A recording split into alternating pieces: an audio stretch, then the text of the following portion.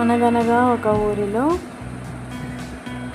చందాపూర్ అనే గ్రామంలో తారా అనే ఒక చిన్న అమ్మాయి స్కూల్కి వెళ్తూ పక్షులతో బాగా ఆడుకునేది.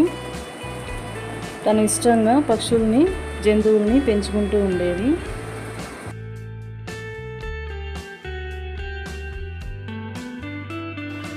తారా పెంచుకుంటున్న కోతి పేరు బంటు.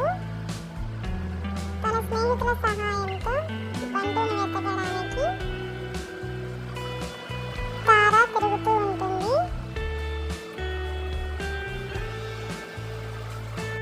తప్పిపోయాక స్నేహితులందరూ పిల్లలందరూ కలిసి అడవికి బంటుని వెతకడానికి సాహసయాత్రకు బయలుదేరతారు.